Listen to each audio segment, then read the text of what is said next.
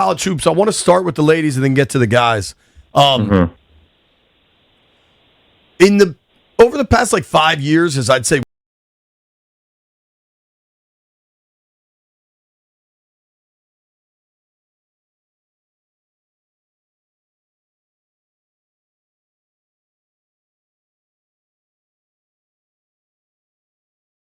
UConn's really good, but what is the biggest story in college hoops?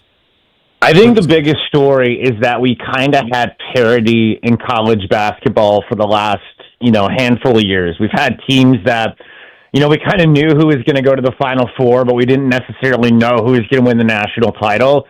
For years, that was not the case. And it was always Gino Auriemma, and it was always UConn. There was that run they were on where they won 100 and something odd games in a row that finally came to an end in the Final Four at the hands of Vic Schaefer in Mississippi State when he was in Starkville at the time. But they were winning everything and winning everything big. Then came the South Carolina win, and then, we've seen LSU, we've seen some other teams win it over the last couple of years. UConn won it last year, and I just think it's a foregone conclusion that they win it again. It's hard for me to believe that there's anybody that's on their level. They're so balanced with AZ Fudd and Sarah Strong, and they just got so many different weapons they can throw at you. They're deep on the bench. This team is just really loaded, and they crush everybody. I think yesterday they won by 36 or something like that. So it's not a matter of, if they're going to win. It's by how much they're going to win by, especially in the Big East. So I just think that Gino's kind of got them back to being dominant, to being that team. I think everybody else is playing for second place, including UCLA. Now, Lauren Beth is a matchup issue. She is a absolute beast inside, and she's somebody that, even if she's not scoring a lot of points, I watched her game a little bit yesterday. She didn't do much at all from the field. She had 5 points, but it's the length. It's the 15 rebounds. It's the altering every shot that comes in the lane. So even if she's not playing at a high level offensively, doesn't matter. She still impacts everything on the other end of the floor, and she's worth her weight in gold. So, when it comes down to it, could she be a matchup issue when it's all said and done and potentially help UCLA win a championship? Maybe. But I just think this UConn team is at another level right now, different from the South Carolinas, different from Texas. I love Vic Schaefer. We have Vic on all the time on Full Ride.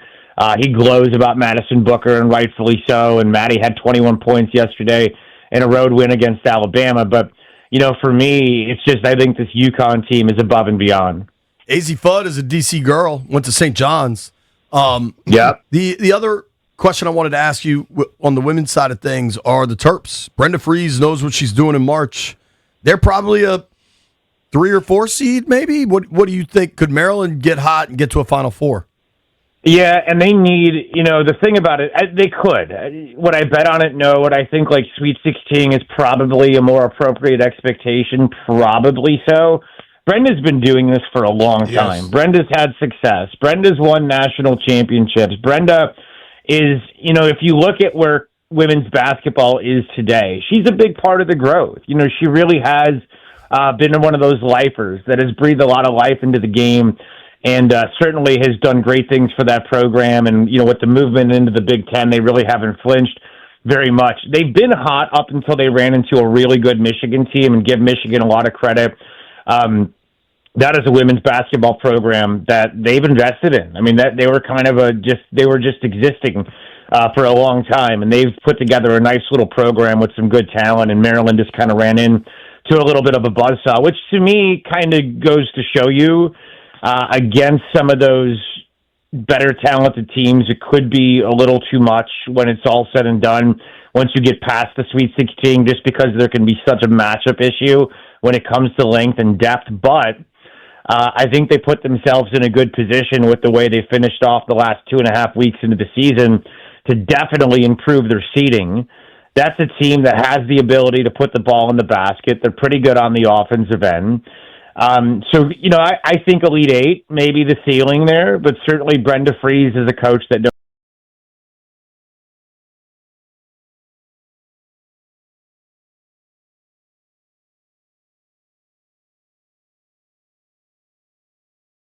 and we can draw. I think when you look at college basketball with 1 week left to go in the regular season, you can kind of look at, I think, for example, I'll just pull up the rankings in front of me. I got the AP in front of me. I think after 7 is where you draw the line. But I think there's 7 teams in those top 7 that absolutely could win the national title, and we can kind of go through it. Duke, we all know about Boozer. We all know about how loaded that team is. They beat the living snot out of Virginia sure did. on Saturday. That's a Virginia team that really likes to play good defense, play good ball control, keep the game low scoring, and the only team that was low scoring was them because Duke took it to them from the word go. You know what I mean? And they were able to put up over 70. Arizona's got Koa Pete back in the lineup, which is huge. They got a freshman, Brendan Berries, that can score in bunches. Michigan did lose its backup point guard, which could be an issue for depth, but they've got Jurassic Park in their front court. They've got 7-footers that are they're athletic as hell, and they are a size mismatch for everybody. You saw that against Illinois on Friday night. Illinois just could not deal with the just overwhelming nature of Michigan's size inside and what they do to impact shots when you get into the lane. Iowa State, maybe I don't believe too much in them. And we saw a brain fart moment from them over the weekend, but I think UConn is a team with Alex Karabin, who had his number retired, that absolutely could be a national title team. They're playing kind of nasty again. That Danny Hurley beats you into the ground, beats you over the head. But the team that I think a lot of basketball experts are kind of watching saying, damn, can we guess? Their front court is coming through is Florida. Dude, that's when what you I was look at. Yeah. I watched that game against Arkansas Saturday night, and it was like, that looked like the Gators team last year that's just going to shoot you out of the gym. Exactly. And they got good size, and the question was, do they have the guard play this year? Because they had to replace some real studs from last year's team, and those guys have developed. They've come on over time, and I think, with the fact that you guys, when you look at, Haw and Condon inside, now with Boogie Flan and Xavion Lee playing at the level they're playing, and adding the threat at least of the three-point shot and being able to get to the basket and taking some attention off the big guys. I mean, they scored 111 points in 40 minutes of basketball. I think that speaks for itself against Arkansas, which is a good team. Right. With pros. They made Arkansas frustrated. Dude, did you think watching that game there was about to be a full-out brawl? Yes. I was hoping for it.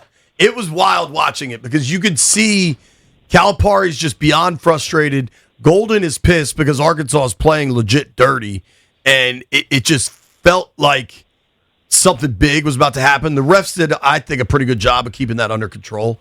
Who is that human victory cigar that the Gators bring in at the end of games? The crowd went nuts for that guy. He's like 8 feet tall. Yeah, that's Florida is a place that has got a lot of weird traditions. Have you ever been there? No. Oh, dude, it's so Gainesville. People think like Gainesville's on the ocean and stuff, which it's not. It's like rurally Florida kind of a thing. Right. You know what I'm saying? Like it's one of those. It's kind of like it's just got this weird quirky vibe to it, and they got these weird traditions and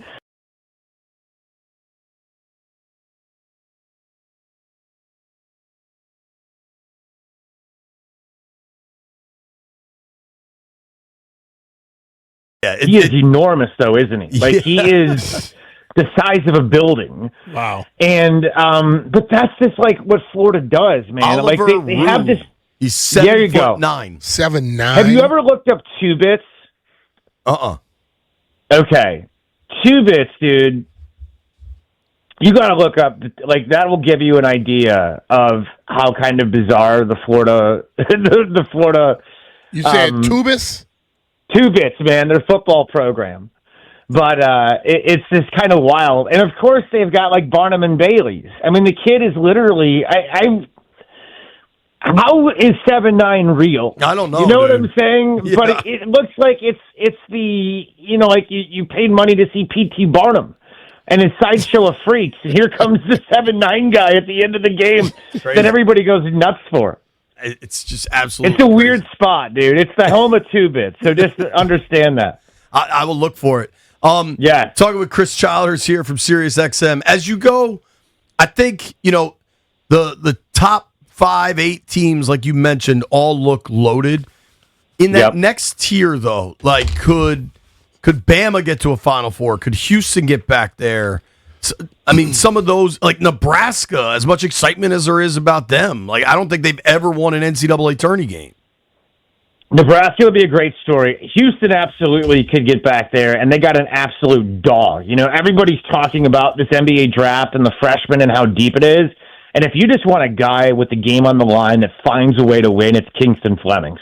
He's that kind of dude. So could I see him get them to the Final Four and put that team on his back? Absolutely could see it.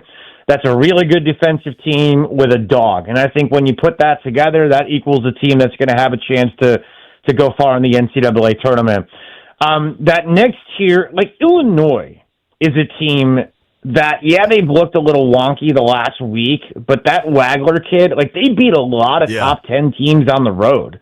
And Wagler is the freshman nobody knew about that ended up being this lottery pick prospect, which has been insane to kind of see on the fly.